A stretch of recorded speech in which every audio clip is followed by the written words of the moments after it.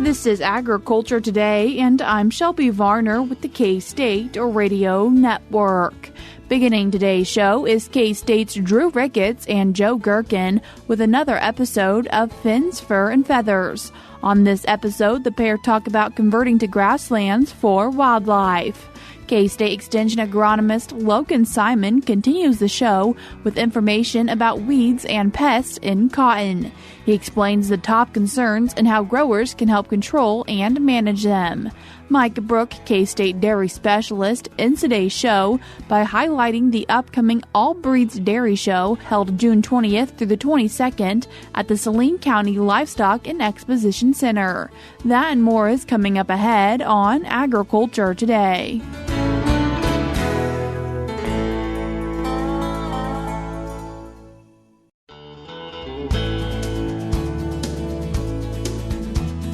You're tuned in to Agriculture Today, and we start our Tuesday show with an episode of Fins, Fur, and Feathers from K-State Wildlife Specialist Drew Ricketts and K-State Fisheries and Aquatics Extension Specialist Joe Gerken.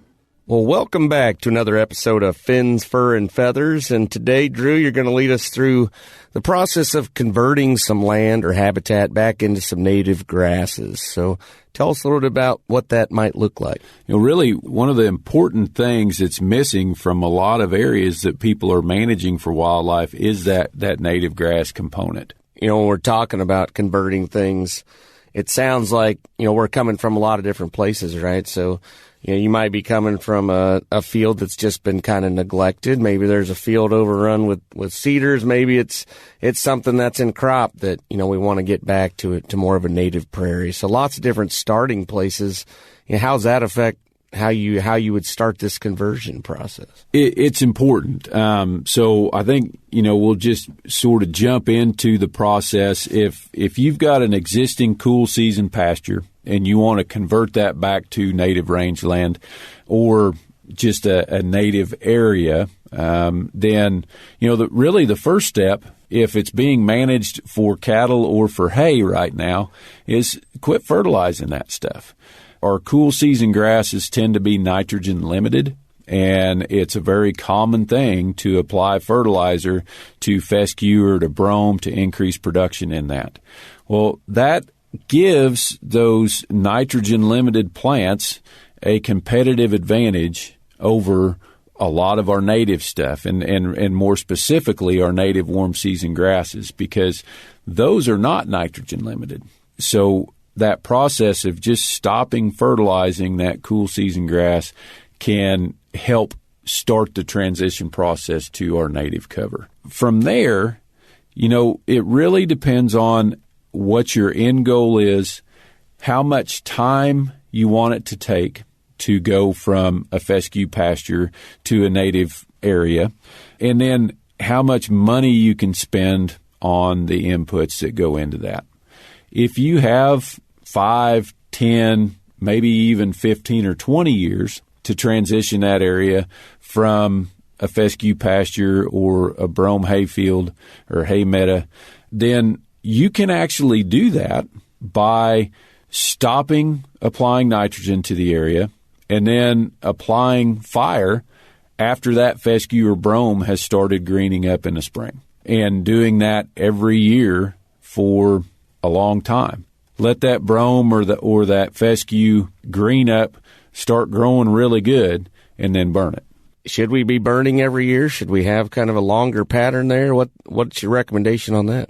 Well, the way that we apply fire, whether that has to do with timing or frequency or many other factors, has to do with what we're trying to do, right? And so if you've got a patch of fescue that you're trying to convert to native, then to have the biggest impact that you can have in that transition process, then while you're converting it, you're going to have to apply that fire as often as you can. And, that annual fire is going to be good there. It sounds like burning is probably on the cheaper end of our options here, but on more expensive on the time side. It's going to take a longer period for it to kind of work out. So, if we will have a little bit of value or money that we can put towards this, are there things we could do to speed up the process? Yeah, the quickest way to convert that cool season to native would be to spray it with a herbicide like glyphosate that's going to, kill everything out there. And then probably after it's been sprayed, maybe go ahead and run a fire through there if you've got pretty dense cover on top. That heavy sod is going to be a challenge to deal with planting equipment. And so, if we're really trying to go the fastest way, then we're probably going to need to work that sod up through cultivation. And then come late fall or winter, then we're going to plant. And we would try and plant as diverse of a mix as we could. The really important piece to this is we want to have as many forbs or broadleaf plants in that mix as we can. And, when we think about the Conservation Reserve Program plantings, which is really the most common restored grassland that people are used to seeing, when that program first started back in the 80s, up through maybe about the early 2000s, the focus was we go really heavy on the grass seed so that we get a lot of good grass cover as quickly as possible and lighter on the forb seed because it's expensive. One of the challenges that presents is the heavier you go with the native grass, the more that stuff tends to dominate if you go too heavy with that seed. And so you want to plant as many of those broadleaf plants as you can. All those plants are going to provide a lot of food value in that native planting that you put out there. How do you go about, if you want to get started, you got to have funding somewhere, a little bit of money, so what are we kind of looking at money-wise, or how would we go about, getting some resources to transition back? So let's say we're looking at an existing fescue pasture and we want to go fast and we want to kill it and then we want to plant back into it. So, spraying that cost is going to be important. So we're looking at tens to hundreds of dollars per acre to use that herbicide to kill that fescue. So that's an important cost. And then the more diverse of a mix we plant, whether we're planting into that fescue or whether we're planting back into a bare crop field, the more diverse of a mix we plant, the more expensive it is. So that's an important cost. And, when we're looking at a really diverse mix, the pollinator-driven mixes are really the best because they've got absolutely the most plant diversity in there. And most of that plant diversity is going to provide food. So we might be talking about $500 or more an acre for that seed, for that kind of mix. And so, you might have between $500 and $1,000 per acre in that conversion, even if we're not thinking about our time investment into that. And so that's not going to be a cheap thing from a planting standpoint. Do you have to come back and overseed in the future, or is that kind of a one-and-done price there? The more diverse you go in the beginning, the less your costs are going to be in the future from an overseeding sort of thing. The other thing to remember, too, is if we're doing a good job of managing that planting with disturbance like fire and or grazing, and in a replanted area, maybe even something like light disking, that replanted prairie can take a fair bit of abuse that way. So applying those disturbances to manage succession, you shouldn't have to do all that reseeding later on that sometimes we hear people talk about, interseeding forbs in an old CRP patch and that sort of thing. If you're disturbing it, if you're managing it, you shouldn't have to do a bunch of that stuff in the future. Your seed bank that you're starting from or that you're creating from planting and allowing that to exist should provide that regrowth that you want after you disturb it in the future.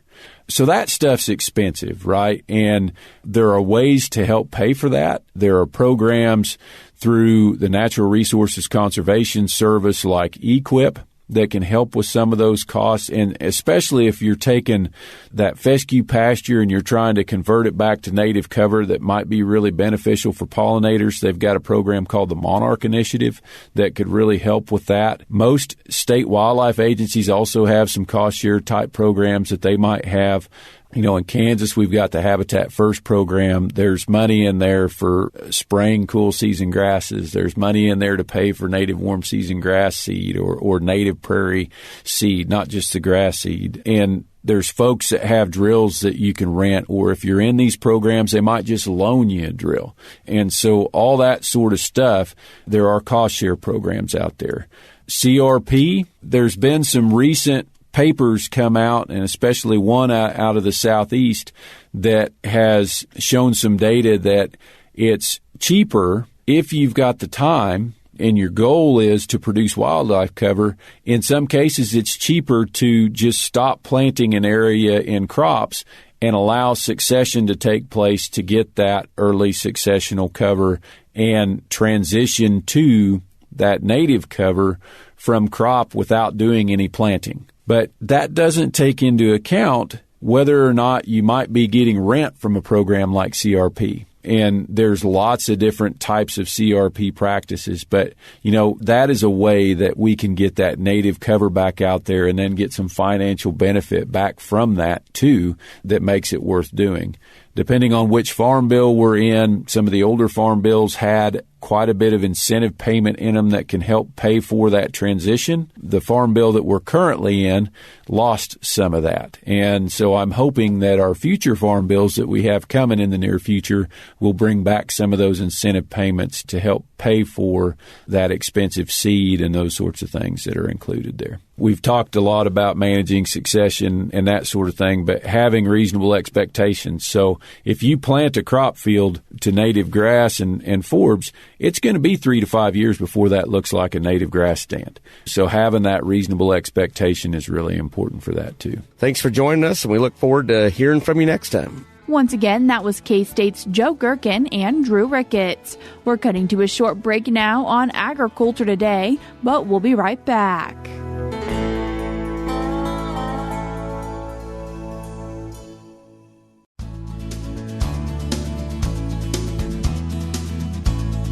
You're tuned in to Agriculture Today, and we continue our show talking about managing things in cotton. And then to talk about it, we're joined by K-State Extension agronomist Logan Simon. Logan, thanks for joining us today. Thanks for having me on, Shelby. Logan, as we're talking about cotton, something important to remember is controlling weeds, and why is it something really valuable to think about when it comes to this crop?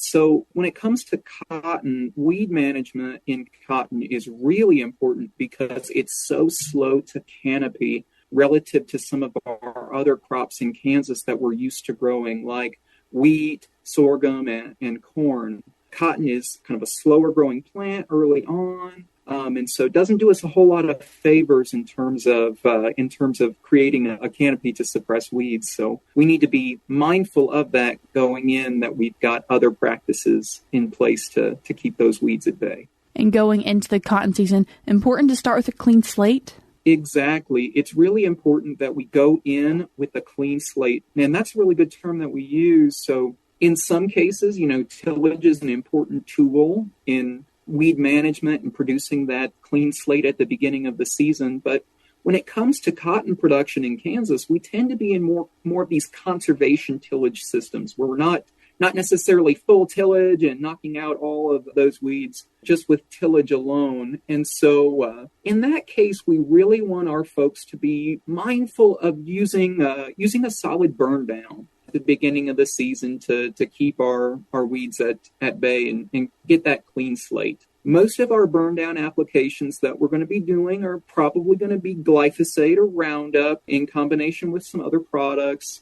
So paraquat, which is bromoxone, or glufosinate, that's Liberty, can provide some control, but they're only going to be effective on those weeds that are already emerged. They're not going to have that residual effect. What we do see is some folks will use low rates of flumioxazin, that's Valor, and that can be applied 14 to 30 days before planting and has some residual control. One of our newer products that we have out labeled for burn down applications is thiophenicil, which is Reviton. And that'll be a group 14 herbicide. It can be applied 7 to 14 days before planting. The rate is 1 to 3 fluid ounces per acre. And it's pretty effective, can be pretty effective in combination with glyphosate for some grass control. So that's another option we have for burn down. And what about people wanting to maybe use dicamba products once cotton's already in the ground? Dicamba formulations can also be really important as part of a burn down program. They don't really have a waiting period for planting. We want to be mindful of using those approved dicamba formulations. That's going to be Extendamax, Ingenia, or Tavium. But we also really want our producers to be aware of EPA rulings and cutoff dates for existing stocks of Extendamax, Ingenia, and Tavium on this dicamba-tolerant cotton. And that's going to be July 30th, 2024. July 30th, 2024. We also have, there is a 28-day wait period for non-dicamba resistant cotton. So if we're using those dicamba formulations, we want to be mindful of that for our non-dicamba resistant cotton. Similarly, our 2,4-D formulations, that's going to be Enlist 1 and Enlist Duo. They can be applied pre-plant with no waiting period for 2,4-D resistant cotton. But there's a 30-day waiting period in this case for non-2,4-D resistant cotton or other labeled 2,4-D formulation. What about growers wanting to think about using residual herbicides? So residual herbicides are the foundation for good weed management programs. And so some good options for that will be our Group 15 herbicides. That's something like acetochlor or Warrant, S-metolachlor, which is dual, dimethenamide P or Outlook, and pyroxasulfone, which is Zidua. These herbicides only control weeds that have not yet germinated, and they require about half an inch or more of rainfall for maximum activity. Another one to think about would be our Group 5 herbicides, fluometerone, which is Cartaran, and Prometarin, which is Caparol. They don't have that requirement. However, they do have some rotation restrictions that we want folks to be mindful of for going back to crops like corn, grains, sorghum, or wheat. Logan, as we are talking about managing cotton and giving it its best shot, also important to mention insects, and there's one that's pretty common for Kansas growers. Absolutely, Shelby. So our most common insect pest in Kansas for cotton, something we see on a regular basis, is thrips. We typically have thrips pressure. With our location relative to the rest of the cotton belt, we don't tend to see as many of those damaging insects that other folks do, but thrips is one that's important. It is a pest of concern from late May until approximately the end of June. Most of our thrips problems in Kansas are going to be coming from thrips that are migrating out of wheat as it matures in the spring and moving over into that cotton. If we have some thrips damage in cotton, as cotton plants are emerging, the seedlings might be stunted, terminal buds or even whole plants might even be killed. With these infestations, some other indications that we might be seeing a thrips problem would be if the leaves are turning brown on their edges, developing a silvery color, or just becoming distorted and curled up. Another symptom of thrips damage might be just overall delayed growth, retarded maturity. With heavy infestations, we get just complete kill on our terminal buds, and then that results in just some really abnormal branching patterns and unevenness in the entire plant. So, Logan, what does a thrip look like? Yeah, so when we go out to scout thrips are really one of our more difficult pests to scout for because they are very tiny, less than 2 millimeters long, barely visible. But they are they're tiny little insects, kind of yellow to brown to gray. They have rasping insect mouth parts, so piercing, sucking, kind of like an aphid. And then with your adults, one thing that we can look at in adult thrips would be 2 pairs of narrow wings. But again, they're really hard to look for. So when we do go out and scout for these thrips pests, one of the things that we recommend folks do is take a white piece of paper out in the field with you and take that cotton plant, and kind of tap it against that white piece of paper to get any thrips that might be on the plant to fall on that paper. The contrast between the little insect and the paper will allow you to get an estimate of what that pressure is. Like I say, though, keep in mind, these pests are really, really tiny. So if we've got sand particles or things like that are also stuck to our plants that fall on our paper, we want to be mindful of not counting that as a thrip. So if they're wiggling around on your paper, that's probably thrips that you're looking at. How can growers control them? Yeah, so for control options with thrips, we have some pretty effective tools out there, and one of those is going to be seed treatments. A lot of our growers in Kansas have done a fantastic job keeping thrips at bay using strong seed treatments, and we really highly recommend that practice. However, we still encourage people to be out and scouting for thrips. And that's primarily because what we can see sometimes is that activity of that seed treatment wears off, and we still have some thrips pressure present in the field. In those cases, we want to be coming back in with some sort of foliar insecticide to get those thrips under control again. And some options that we have out there would be applications of like an acephate or a 4-8 product, or foliar treatments of dimethylate at low rates to control those later infestations after we maybe had that seed treatment wear off. As we're thinking about taking care of cotton, what other pests do cotton growers need to be mindful of? Some other pests that we want to keep in mind are going to be our cotton flea hoppers and lygus bugs, and we can kind of group them together as they have some similar effects, and their time frame is similar as well. So we want to be monitoring those cotton flea hoppers and lygus bugs from about the 6-leaf stage through square production. Feeding from both of these is pretty similar, and both of them are going to cause that dropping of squares. So we kind of treat them similarly. In terms of some thresholds just to think about as you're looking for these insects out there, the economic threshold for flea hoppers is going to be 25 to 40 per 100 terminals, going out and counting those terminals. With a sweet net, it's going to be more 4 to 6 leaf hoppers per 25 sweets. And then on our lygus bugs, that's going to be 1 to 2 lygus bugs per 25 sweets. So a much lower threshold for lygus bugs than flea hoppers. If people are wanting to find more information, where can they do that? On the weed side, I highly recommend people go online and look at our 2024 Chemical Weed Control Guide for field crops, pastures, and non-cropland.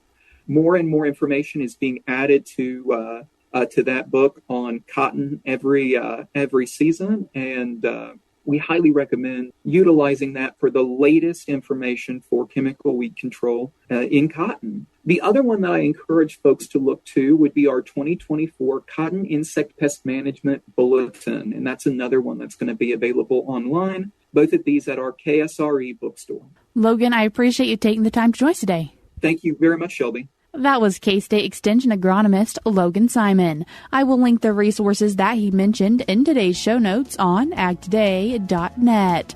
We're cutting to a short break now, but stick around because we have more for you ahead.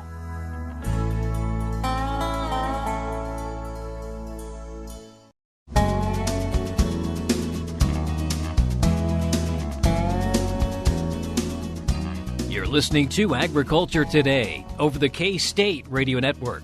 Along with Shelby Varner, I'm Jeff Wickman.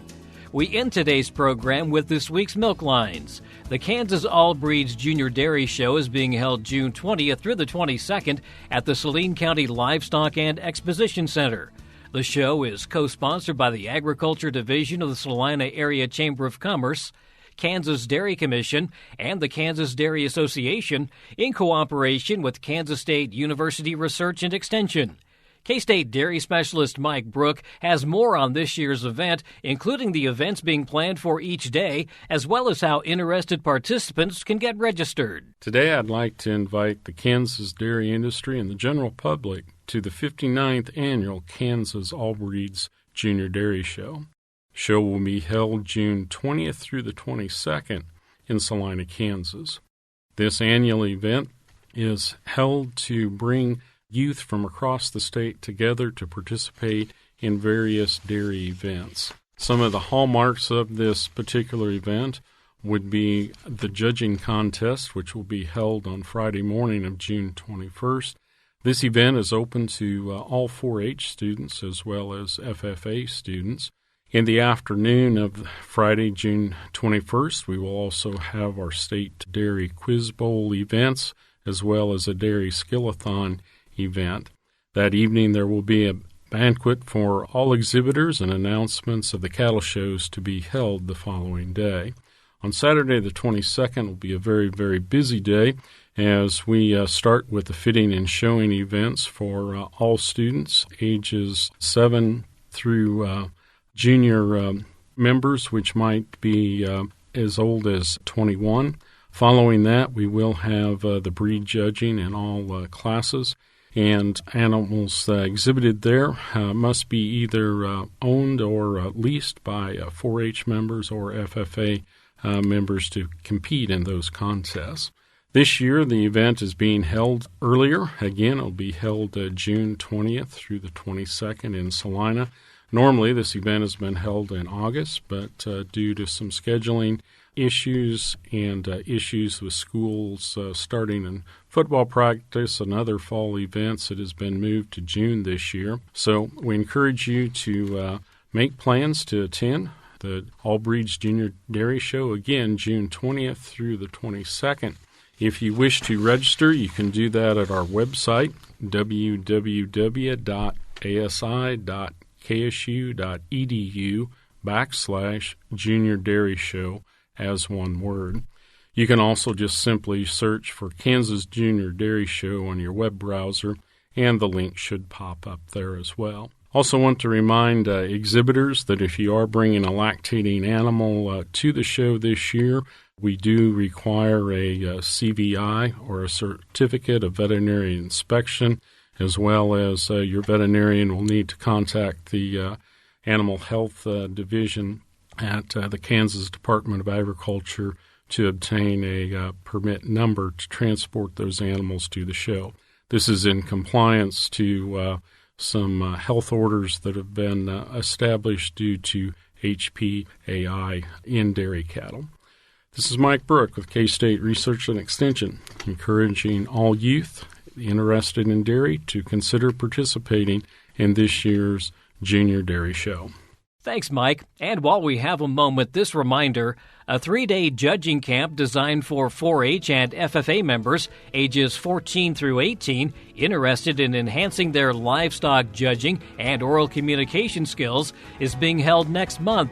The first Champions Livestock Judging Camp is scheduled for June 3rd through the 5th, and the second camp is June 10th through the 12th. The registration deadline for both camps is this Friday, May 24th. Again, the camps are June 3rd through the 5th and June 10th through the 12th. To learn more, go to asi.k-state.edu and click on the Events tab. That's asi.k-state.edu and click on the Events tab. And that'll do it for this edition of Agriculture Today. For Shelby Varner, I'm Jeff Wickman. This is the K-State Radio Network.